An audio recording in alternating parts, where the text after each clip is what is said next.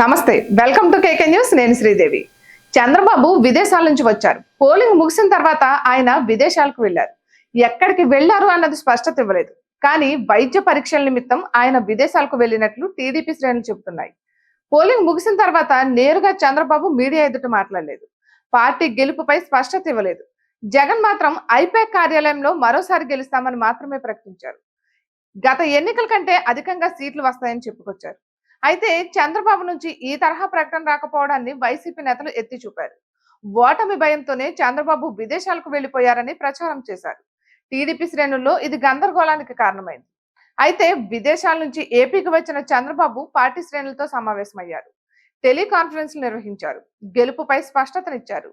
ఈ సందర్భంగా చంద్రబాబు చేసిన ట్వీట్ ఒకటి టీడీపీ శ్రేణులు ఆకట్టుకుంటుంది. నందమూరి తారక రామారావు జయంతి సందర్భంగా ప్రధాని మోదీ సోషల్ మీడియా వేదికగా ఘన నివాళులర్పించారు. ఎన్టీఆర్ ఆశయ సాధనకు మనమంతా కలిసి పనిచేద్దామని పిలుపునిచ్చారు. దీనిపై చంద్రబాబు కూడా స్పందించారు. రీట్వీట్ చేశారు. నిజంగా ఎన్టీఆర్ వెండి తెరపై, తెర వెనుకాల లెజెండ్. సంక్షేమం కోసం పోరాడేందుకు ప్రేరణగా నిలుస్తారు. ఆయన నిస్వార్థ ప్రజాసేవ ప్రజల గుండెల్లో చిరస్థాయిగా నిలిచిపోతుంది. ఆయన ఆశయ సాధన కోసం అందరూ కలిసి పనిచేద్దాం మోడీ గారు అంటూ చంద్రబాబు ట్విట్టర్ వేదికగా కీలక సందేశం ఇచ్చారు. అయితే ఈ ఒక్క ట్వీట్ ఇప్పటి వరకు టీడీపీపై జరిగిన ప్రచారానికి చెక్ పెట్టారు చంద్రబాబు. ప్రధానిగా మోదీ, ఏపీ సీఎంగా చంద్రబాబు అన్నది స్పష్టమైంది. ఎన్నికల ప్రచారంలో సైతం ఇదే విషయాన్ని ప్రస్తావించారు ప్రధాని మోదీ. ఇప్పటికే కేంద్రంతో పాటు చంద్రబాబుకు సర్వే నివేదికలు అందాయని, అందుకే ఒక అంచనాకు వచ్చి వరుసగా కీలక ప్రకటనలు చేస్తున్న విషయాన్ని టీడీపీ కూటమి నేతలు ప్రస్తావిస్తున్నారు. ఇక మరోవైపు రాష్ట్ర ప్రభుత్వ పాలనకు సంబంధించి చంద్రబాబు సైతం చూపిస్తున్న చొరవ కూడా చర్చకు దారితీస్తోంది.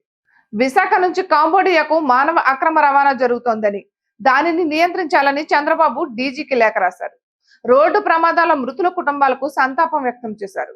కౌంటింగ్ ఏర్పాట్లకు సంబంధించి డీజీపీతో పాటు ఎలక్షన్ కమిషన్ కు లేఖలు రాశారు.